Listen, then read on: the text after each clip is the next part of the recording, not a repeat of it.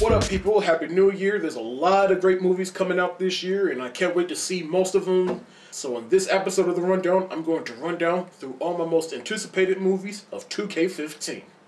I'm going to kick this off by talking about some of the animated movies. The first is the SpongeBob movie. Now, it's been 10 years since the first SpongeBob movie came out back in 2004, but they bring us a new movie, and from the trailers, I thought it looked pretty good, despite the fact that half the movie is going to be hand-drawn and then the other is going to be live action with CGI characters. But who doesn't love SpongeBob? The Peanuts movie is another one I'm anticipating because it looks like they're going to stay true to the essence of the Peanuts. Well, the Peanuts are definitely something I'm looking forward to this year. The Minions movie. Who doesn't love the Minions? And from what I saw from the trailers, the premise looks really good and it seems like it's a good little prequel to how the Minions met Gru from the Despicable Me movies. And last of the animated movies, we got Inside Out and The Good Dinosaur. I have not seen anything yet from The Good Dinosaur, I just know that it comes out in November, but Inside Out looks really good. The animation looks great, the premise of different emotions inside our head is a very interesting concept. Now if Inside Out lives up to the hype, and if The Good Dinosaur is at least half of how good Inside Out will be, then I will consider this Pixar's year, and both of these films are definitely great comeback films for Pixar. Not the biggest fan of the Wachowski brothers, I mean siblings, but I am the fan of the Matrix films. Yes, even the sequels. But that's a review for another day. But I am interested in Jupiter Ascending. Now this movie was supposed to come out last year, but they pulled it. I'm gonna be completely honest. I actually want to see 50 Shades of Grey. When I first saw the trailer for this, I thought it looks interesting and graphic. Now, I have not read any of the books, so when I heard that they were making a movie, I was like, that is very interesting considering how graphic I heard the book is. Now, I want to see this, but I'm debating on whether or not I want to see it in theaters, or I'll just wait till it comes out on home video. Then I heard it's coming out on Valentine's Day, and I don't want to be the only person in the theater without a date or whatever. Ha ha ha. And plus, I don't want to make myself seem like a creep going in the theater. And if I do see this movie in theaters, I would have to sit in the back of the theater, aka the non-judgmental seats. But either way, I'm gonna watch this film one way or another. Let's just hope 50 Shades of Grey lives up to the hype. Focus, I feel, could be Will Smith's true return to form. And Margot Robbie, I loved her in The Wolf of Wall Street, and when I saw her in the trailer, I thought, this looks a little entertaining.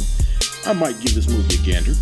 Like I said in my Best of 2K14 video, Divergent I felt was a lot better than I thought it was.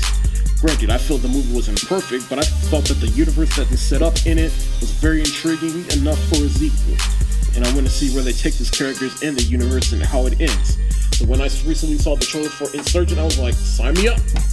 Not a big fan of Will Ferrell, and I'm starting to get Kevin Hart fatigue, but the premise of Get Hart looked pretty funny. But the second reason I want to see this is because Alison Brie is in it, and Alison Brie is one of my favorite celebrity snow bunnies. Plus, I love her in the show Community. But in any case, Get Hart looks pretty good. Now, you guys know how much of a Fast and Furious fan I am, so it's a no-brainer that Furious 7 is one of my most anticipated. The trailer alone sold me, and not only am I interested in seeing James Wan's take on the franchise, but how they handle the passing of Paul Walker and what they do with his character. The Avengers Age of Ultron. Do I need to say more? Who isn't anticipating this film? Iron Man, Thor, Captain America, Hulk, and many others. Marvel is on a hot streak right now, and they have certainly earned the benefit of the doubt. Pitch Perfect 2 is the sequel to a movie that I thought would be pretty mediocre, but it turned out to be really enjoyable. So when they announced the sequel, I was like, you know, I can get jiggy with that. And when I saw the trailer, I was sold. Tomorrowland is a movie based on a park in Disney World, and it's directed by Bradford. When I heard about this film, I was like, that is very, very interesting. And when I saw the trailer recently, I was like, yo, this is about to be a good, fun movie. Sign me up. Brad Bird is a good director. He has directed films such as The Iron Giant, The Incredibles, and recently, Mission Impossible Ghost Protocol. So I guess it's safe to say that Brad Bird can do no wrong.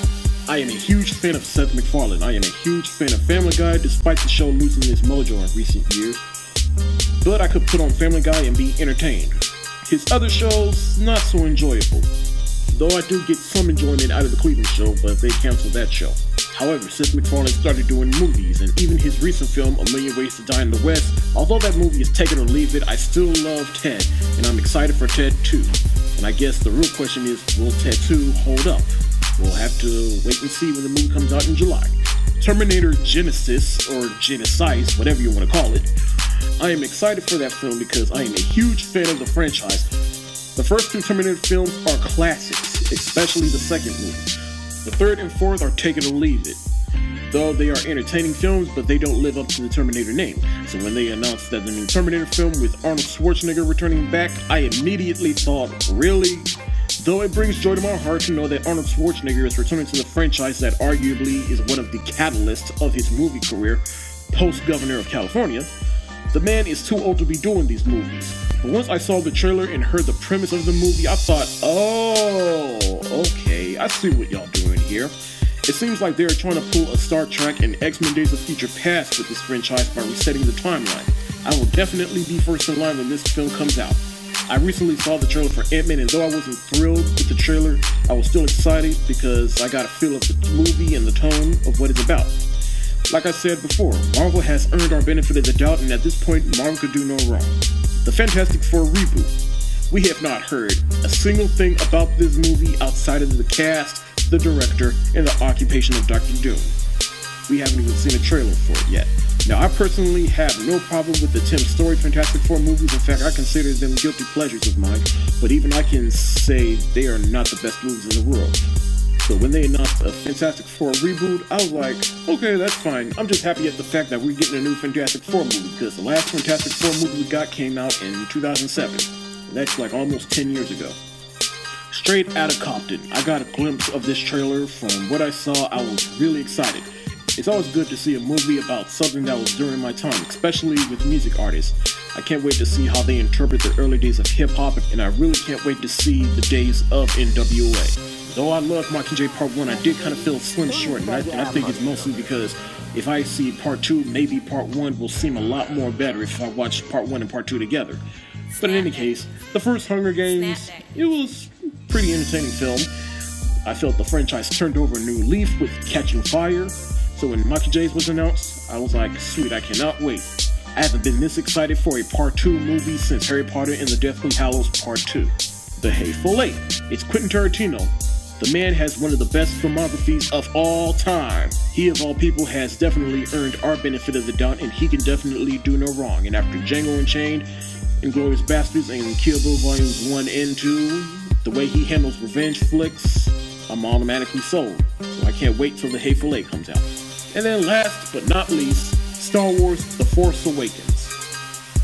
It's been 10 years since Episode 3 came out, and it's decades after Return of the Jedi. We finally get a follow-up to Return of the Jedi, so therefore we get to see Luke, Han Solo, Princess Leia, Chewie, C-3PO, R2-D2, maybe Lando Calrissian. Though none of those characters were present in the trailer was enough to get me excited. Star Wars The Force Awakens is absolutely my most anticipated film of 2015. And those people are my most anticipated movies of 2015. That's it for the day. Like what you see, subscribe to this channel, subscribe to my other channel. The links are in the description below. Be sure to follow me on Facebook, Twitter, and Tumblr. And be sure to check out my website and my other rundown videos. Peace.